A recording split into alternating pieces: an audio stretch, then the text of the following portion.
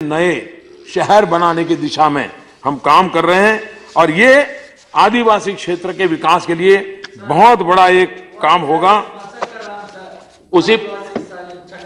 उसी प्रकार से स्वच्छता मैंने प्रारंभ में किया था।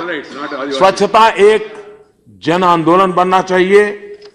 जन आंदोलन बनाने की दिशा में हम सबका कोई न कोई योगदान होना चाहिए। जब से हमने स्वच्छता के लिए रैंकिंग करना शुरू किया है, इंडिपेंडेंट एजेंसी द्वारा किया है, शहरों के बीच में अब स्पर्धा शुरू हुई है।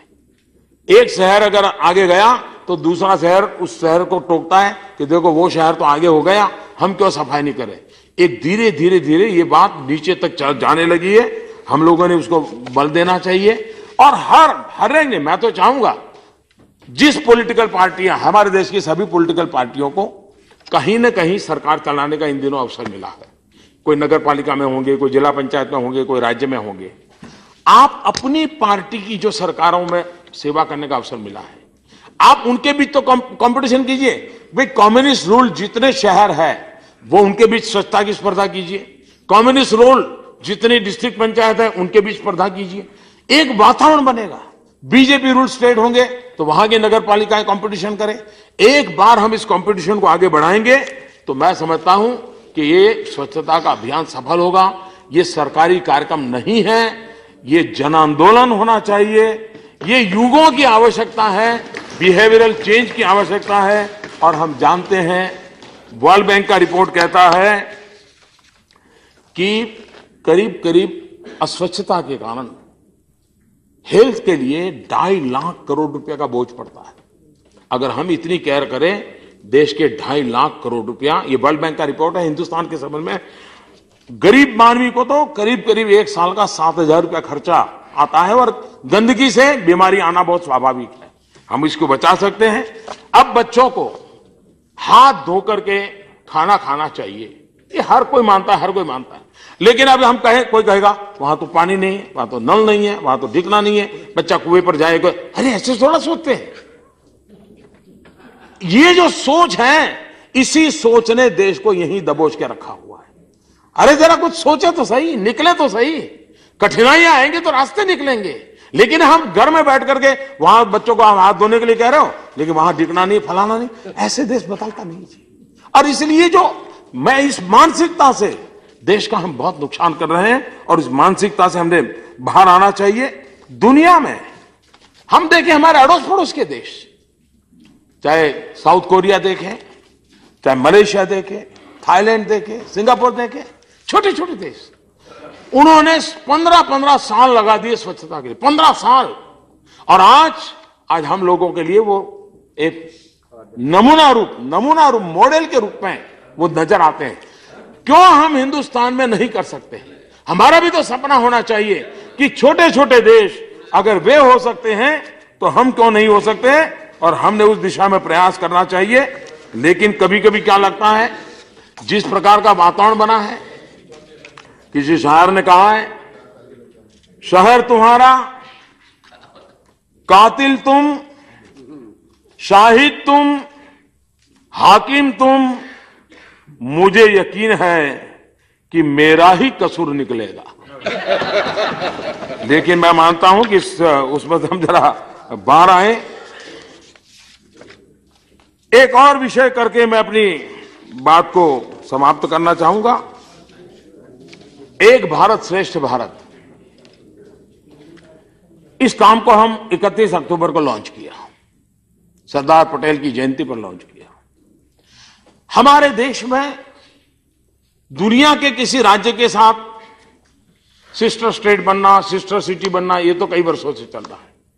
लेकिन हम अपने ही देश के अलग अलग लोगों से मिलने के लिए आदत नहीं बनी। हमने ऐसे प्रकार से कर दिया कि जिसके कारण कई राज्यों को लगने लगा हमारी उपाक्षा हो रही है। आवश्यकता है कि हमारे देश के इस पोटेंशियल को हमें पकड़ना चाहिए।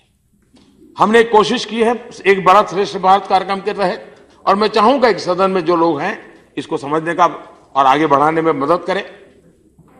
जैसे 2 राज्यों के बीच में एमओयू करते हैं, अभी कोई 12 राज्यों ने एक दूसरे के साथ शायद कर लिया है। कोशिश ये है जैसे हरियाणा और तेलंगाना ने किया है। तो हरियाणा में तेलुगु भाषा के 100 सेंटेंसेस हरियाणा के लोग बोलना सीखे। हॉस्पिटल कहां है, रिक्शा कहां मिलेगी, होटल कहां है, बस स्टेशन कहां है, पुलिस थाना कहां है, ये अगर सीखने को मिलेगा। और तेलंगाना के लोग हरियाणा की भाषा सीखे। हरियाणा में कभी तेलंगाना का फिल्म फेस्टिवल हो, हरियाणा का फिल्म फेस्टिवल तेलंगाना में हो, क्विज कंपटीशन हो, तेलंगाना की क्विज कंपटीशन हरियाणा के बच्चे उसमें स्पर्धा लें, हरियाणा के बच्चे तेलंगाना की स्पर्धा में लें। एक प्रकार से देश को जानने का अभियान, देश से जुड़ने का।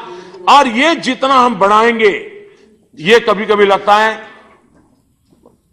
हिंदी भाषा में कभी कभी कुछ शब्द भी नहीं होते, लेकिन तमिल में उस अच्छा शब्द होता है, लेकिन हम परिचित नहीं है। मराठी में बढ़िया शब्द होता है, बांग्ला में बहुत बढ़िया शब्द होता है, हम परिचित। हमारे देश की इतनी बड़ी ताकत है, इस ताकत को जोड़ने की दिशा में एक भारत श्रेष्ठ भारत का एक अभियान चलाने की दिशा में प्रयास चल रहा है। मैं फिर एक बार सभी आदरणीय सदस्यों ने जो विचार रखे हैं उसके प्रति आभार व्यक्त करता हूं, और आपने मुझे समर्थन देने के लिए बात करने का अवसर दिया, मैं इसके लिए आभार व्यक्त करता हूं। और राष्ट्रपति जी के उद्बोधन को मेरा समर्थन देकर के मैं अपनी बात को समर्पित करता हूं। बहुत बहुत धन्यवाद। Thank you.